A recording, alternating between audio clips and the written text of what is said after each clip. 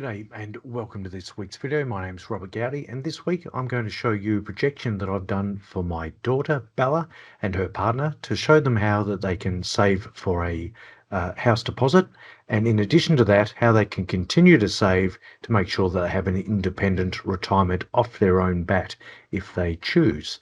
So what I'll do is, like I'll do generally, I'll share you the screen and give you a look at what I've recommended and why. So this is our projector that we often use, we always use in front of our clients. We have lots of aha moments with this, and to show people that they will have enough in retirement, which is a beautiful feeling for them, because one of the things that stress people is, do they have enough? But let's get back to the projection, which is our objectives here are to save tax effectively for a house deposit, and we're using the First Home Super Saver to do that. And also then, how do we keep up the saving right through to retirement, again utilizing superannuation, which is progressive, slow, constant investment over their working lives. So here are the numbers. I've put in my daughter's age. Bella is 23. Her partner is 3 years older than her. So for that reason, I've got him working through to mid-60s, and Bella working through to 62. Now, there will be some disruptions with future children and so on, but let's just look at the numbers broadly here. So life expectancy to age 100, these are young people. There's every chance their life expectancy will be over 100.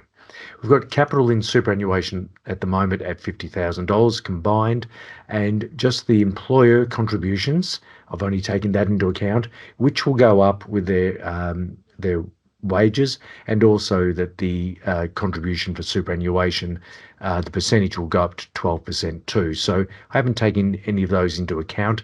I've got a retirement spending. Obviously, this will be indexed, so $80,000 in today's dollars, less 1% per year as they get older once they're in retirement, plus indexation, which is at average out at 2.9%.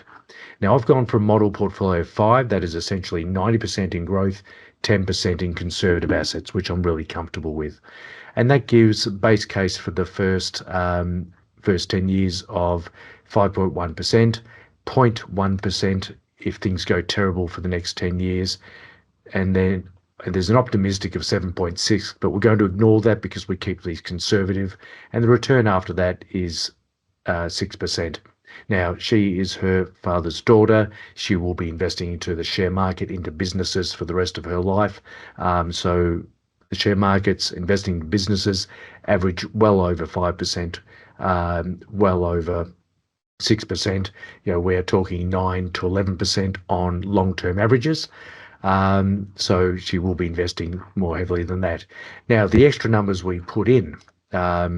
So I've got them investing $17,500 per year each into their superannuation as a salary sacrifice to utilize the First Home Super Saver. They've never owned property before, so they're eligible to use it.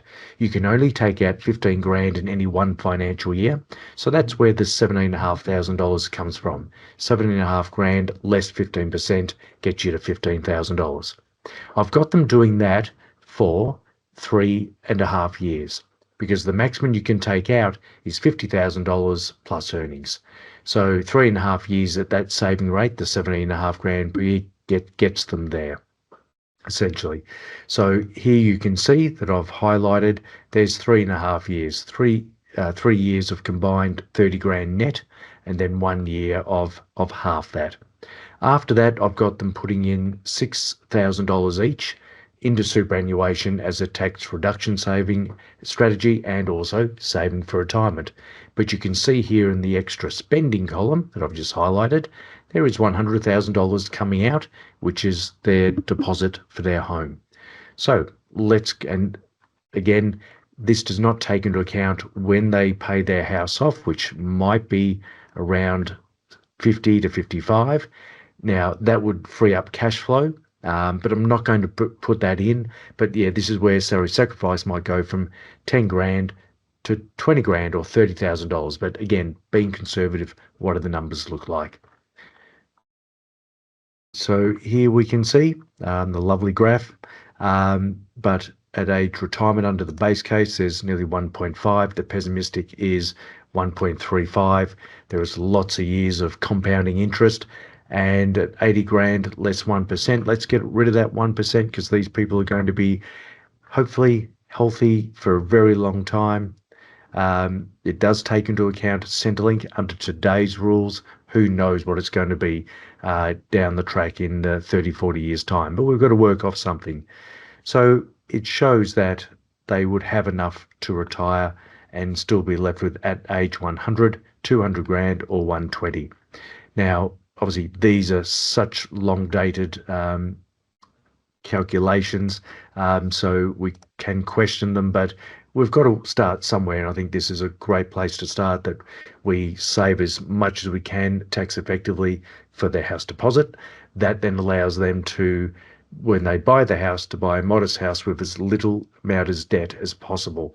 Less debt means you'll have it paid off quicker, and then you've got more to save. But for me, those numbers look pretty good, and that puts them in really good stead to retire independently, regardless of whatever inheritance they might receive from family many years down the track. Anyhow, I hope the video was helpful. Thank you very much for tuning in. And yeah, please remember this is general advice only and done over many decades. So the longer we go out, the more inaccurate it can potentially be. But as I said, we've got to start somewhere. And yeah, I hope that's a help, and we'll see you next week. Cheers.